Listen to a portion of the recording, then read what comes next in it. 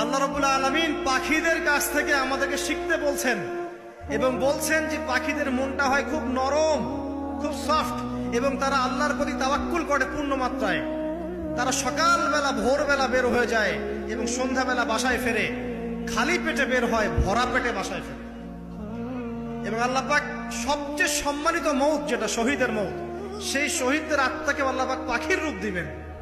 তাহলে পাখিটার বিষয়ে একটা ফোকাস করা দরকার আছে না? আচ্ছা, এখানে আসেন। পাখির মন হচ্ছে নরম, মানে পাখির মনটা তাসকিয়া, আত্মশুদ্ধিতে পরিপূর্ণ।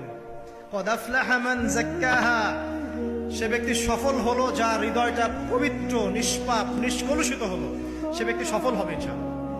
একটা কাজ এখানে খেয়াল করেন, পাখিরা সকালবেলা ভোরবেলা বের হয় আর সন্ধ্যাবেলা বাসায় ফেরে। এখনকার মুসলিমদেরকে দেখবেন দুপুরবেলা ওঠে, রাত 3টায় ঘুমায়। কথা কি বুঝেন নাই? পাখিরা একদম ভোরবেলা উঠে যখন ফজরের আজান দিচ্ছে